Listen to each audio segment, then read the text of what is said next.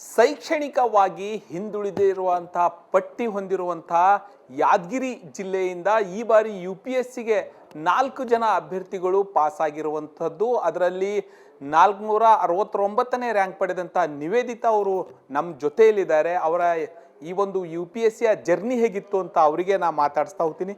Madam, ಮೊದಲಿಗೆ ತಮಗೆ congrats. Thank you so much sir. ಈ ಒಂದು ಜರ್ನಿ ಹೇಗಿತ್ತು ನಿಮ್ದಂತ? ಪ್ರಾರಂಭದಿಂದ ಯಾವ ರೀತಿ ನೀವು ಯಾವಾಗ UPSC ಮುಗಿಸ್ಬೇಕಂತ ಹೇಳಿ ಕನಸು ಕಂಡಿದ್ರಿ? ಹೆಂಗಿತ್ತು ಈ ಜರ್ನಿ ಅಂತ? ಅದೇ ಸ್ಕೂಲ್ ಲೈಫಿಂದನೂ UPSC ಮಾಡ್ಬೇಕಂತಾನೆ ಇತ್ತು ಸರ್. ಅದಾದಮೇಲೆ ಡಿಗ್ರಿ ಮೆಡಿಕಲ್ ಸೈನ್ಸ್ ಆಯಿತು, Kempegowda institute of medical science ಬೆಂಗಳೂರಲ್ಲಿ ಮೆಡಿಕಲ್ ಸೈನ್ಸ್ ಆಯಿತು. ಅದಾದಮೇಲಿಂದ ಇಲ್ಲೇ ಯಾದಗಿರಲ್ಲಿ ಕೆಲಸ ಮಾಡ್ತಿದ್ದೆ ಸರ್, ಡಾಕ್ಟರ್ ಅಂತ ಗೌರ್ಮೆಂಟ್ ಹಾಸ್ಪಿಟಲಲ್ಲಿ. 2023 ಬ್ಯಾಂಗ್ಳೂರ್ಗೆ ಹೋದೆ ಸರ್. ಅಲ್ಲಿಂದ ಅಂದರೆ ಜಾಸ್ತಿ ಸೀರಿಯಸ್ ಆಗಿ ಪ್ರಿಪ್ರೇಷನ್ ಸ್ಟಾರ್ಟ್ ಆಯಿತು ಸರ್. ಅಂದರೆ ಸೀನಿಯರ್ಸ್ ಎಲ್ಲ ಇದ್ದರು, ಅವರೆಲ್ಲ ಆಲ್ರೆಡಿ ಪಾಸ್ ಆಗಿದ್ರು. ಸೊ ಅವ್ರ ಗೈಡೆನ್ಸಿಂದ ಏನು ಓದಬೇಕು, ಏನು ಓದಬಾರ್ದು ಅಂತಲೂ ಗೊತ್ತಾಯಿತು ಸರ್. ಸೊ ಏನು ಓದಬೇಕು ಅಂತ ಅರ್ಥ ಮಾಡಿಕೊಂಡು ಅದನ್ನ ಓದ್ದೆ ಸರ್. ಅಷ್ಟೇ ಸರ್. ಇವತ್ತು ಯಾದಗಿರಿ ಏನಂತಂದ್ರೆ ಪ್ರತಿ ಬಾರಿ SSLC PUC ರಿಸಲ್ಟ್ ಬಂದಾಗಲೂ ಏನಂತಂದ್ರೆ ಯಾದಗಿರಿ ಎಲ್ಲಿದೆ ಅಂದ್ರೆ ಕೊನೆ ಸ್ಥಾನದಲ್ಲಿ ನೋಡ್ಬೇಕಾಗ್ತದೆ. ಇದರ ಮಧ್ಯೆ ನಿಮಗೆ ಹೆಂಗೆ ಈ ಬಾರಿ ಏನಂತ 4 ಜನ ಆಯ್ಕೆ ಆಗಿದ್ರಿ, ಹೆಂಗೆ ಅನ್ನಿಸ್ತಾ ಇದೆ ಸರ್? ತುಂಬ ಖುಷಿ ಆಗ್ತದೆ ಸರ್. ಈವನ್ ಇಂಟರ್ವ್ಯೂ ಪ್ರಿಪ್ರೇಷನ್ ಟೈಮಲ್ಲೂ ನಾನು ಮೀಟ್ ಮಾಡಿದ್ದೆ ಅಂದರೆ ಯಾದಗಿರಿಂದ ಪಾಸ್ ಆಗಿರೋರನ್ನ. ಸೊ ಎಲ್ಲರೂ ಮಾತಾಡ್ತಿದ್ದು ಅಷ್ಟೇ ಸರ್, ನಮ್ಮಲ್ಲಿ ಯಾರಾದರೂ ಒಬ್ಬರು ಪಾಸ್ ಆದರೂ ಸಾಕು, ಯಾದಗಿರಲ್ಲಿ ಒಬ್ಬರು ಪಾಸ್ ಆಗ್ತೀವಿ, ಯಾದಗಿರಲ್ಲಿ ಒಬ್ಬರು ಪಾಸ್ ಆಗ್ತೀವಿ, ನಮ್ಮ ಜಿಲ್ಲೆಗೆ ಹೆಸರು ಬರುತ್ತೆ ಅಂತ. ಬಟ್ ಇವಾಗ 4 ಜನರು ಪಾಸ್ ಆಗಿರೋ ತುಂಬ ಖುಷಿ ಆಗ್ತದೆ ಸರ್. ಕುಟುಂಬದ ಯಾವ ರೀತಿಯೆಲ್ಲ ಸಹಕಾರ ಇತ್ತು, ಏನಂತಿದ್ರು ಅವರೆಲ್ಲ ಅಂತ? ಸರ್ ನನಗೆ definitely sir very much supportive parents, very much supportive family sir. ಯಾವುದೋ ಅಂದರೆ ಓದೋದು ಬಿಟ್ಬಿಟ್ಟು ನನಗೆ ಬೇರೆ ಯಾವುದೋ ಪ್ರಾಬ್ಲಮ್ ಬಂದಿದೆ ಅಂತ ಇಲ್ಲ ಸರ್. ಎಲ್ಲ ರೀತಿಯಿಂದನೂ ಸಪೋರ್ಟ್ ಮಾಡಿದ್ದಾರೆ ಸರ್. ನೋಟ್ಸ್ ಅಂದರೆ ಸೀನಿಯರ್ಸ್, ನನಗೆ ಚಂದ್ರಲೆ ಹೋಟೆಲ್ ಗೊತ್ತಿರೋ ಸೀನಿಯರ್ಸ್ಗಿಂತನೂ ಅಂದರೆ ಅವ್ರು ಗೊತ್ತಿರೋರ ಹತ್ರನೂ ಮಾತಾಡಿಸಿ ಏನು ಓದಬೇಕು, ಏನು ಓದಬಾರ್ದು ಅಂತೆಲ್ಲ ಹೇಳಿ. ಇಂಟರ್ವ್ಯೂ ಟೈಮಲ್ಲೂ ಅಷ್ಟೇ ಅಮ್ಮ ನನ್ನ ಜೊತೆ ಬಂದುಬಿಟ್ಟು ಅಲ್ಲೇ ಉಳ್ಕೊಂಡು ಇದ್ದರು. ಸೊ ಎಲ್ಲ ರೀತಿಯಿಂದನೂ ಸಪೋರ್ಟ್ ಮಾಡಿದ್ದಾರೆ ಸರ್. ದಿನಕ್ಕೆ ಎಷ್ಟು ಗಂಟೆ ಸ್ಟಡಿ ಮಾಡ್ತಿದ್ರಿ?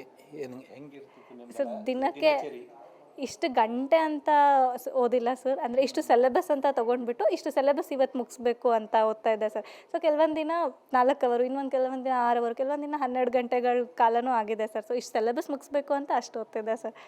ಇವತ್ತಿನ ಸದ್ಯದೇನಂತ ಹೇಳಿದ್ರೆ ಈ ಒಂದು ಡಿಜಿಟಲ್ ಇದರಲ್ಲಿ ಇವತ್ತೇನಂತ AI ಬೇರೆ ಬಂದದ. ಒಂಥರ ಸೋಷಿಯಲ್ ಮೀಡಿಯಾ ಮೊದಲು ನೋಡಿದರೆ ಒಂದು ರೀತಿ ಪ್ರೆಷರ್ ಇದ್ದಂಗಿದೆ. ಇದನ್ನು ಹೆಂಗೆ ಬಳಸ್ಕೊಳ್ಬೇಕು, ನೀವು ಹೆಂಗೆ ಬಳಸ್ಕೊಂಡಿದ್ರಿ? ಮುಂದಿನ UPSC ತಯಾರಿ ನಡೆಸ್ತವ್ರಿಗೆ ಏನು ಹೇಳ್ತೀರಿ ಅಂತ? Sir 90% of my mains preparation was from ChatGPT sir.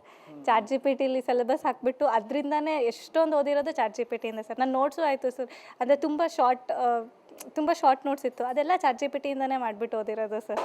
So using AI is a boon. ಅಂದರೆ AI ಓದಿದಾಗ ತುಂಬ ಈಸಿಯಾಗಿ ಮತ್ತು ನಮ್ಮ ಕೈ ಬೆರಳುಗಳಲ್ಲೇ ಎಲ್ಲ ಸಿಗುತ್ತೆ ಸರ್ ಇನ್ಫಾರ್ಮೇಷನ್. ಅದರಿಂದ ಭಾಳಷ್ಟು ಸರ್. ಅಂದರೆ ನನ್ನ 90% ಆಫ್ ದ ಪ್ರಿಪರೇಷನ್ AI ಆಗಿರೋದು ಸರ್. ಯಾವ ಕ್ಷೇತ್ರ ಆಯ್ಕೆ ಮಾಡ್ಕೊಳ್ತೀರಿ? ಯಾವ ಕ್ಷೇತ್ರದಲ್ಲಿ ಕೆಲಸ ಮಾಡಬೇಕಂತ ಅವಕಾಶ ಇದು ನಿಮಗೆ ಕನಸಿದೆ?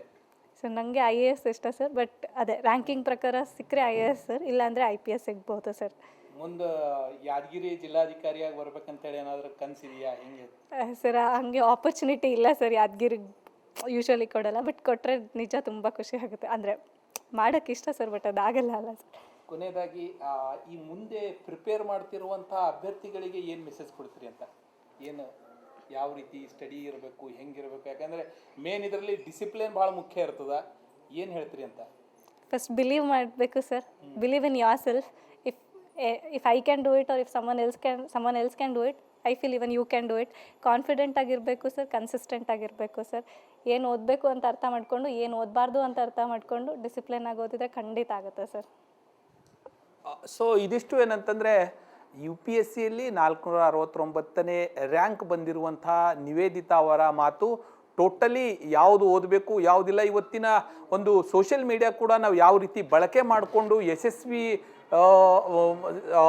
ಸಾಧಿಸಬಹುದು ಎಂಬುದನ್ನು ಇವರು ಏನಂತಂದರೆ ಒಂದು ರೀತಿಯಾಗಿ ಉದಾಹರಣೆ ಅಂದರೂ ತಪ್ಪಾಗಲಿಕ್ಕಿಲ್ಲ. ಈ ರೀತಿ ನೀವು ಏನಂತಂದರೆ ಪ್ರಿಪರೇಷನ್ ಮಾಡಿರಿ, ಹೆಚ್ಚಿಗೆ ಪ್ರೆಷರ್ ತೊಗೊಳ್ಳಲ್ದೇ ಡಿಸಿಪ್ಲಿನ್ ಆಗಿ ಮಾಡಿದರೆ ಆರಾಮಾಗಿ UPSC ಕ್ಲಿಯರ್ ಮಾಡ್ಬೋದು ಎಂಬ ಮಾತನ್ನು ಇವರು ಹೇಳ್ತಾ ಇರುವಂಥದ್ದು. ಕ್ಯಾಮ್ರಾಮನ್ ರಫೀಕ್ ಜೊತೆ ಲಿಂಗೇಶ್ ಮರ್ಕಲೆ, ಏಷ್ಯಾನೆಟ್ ಸುವರ್ಣ ನ್ಯೂಸ್, ಯಾದಗಿರಿ.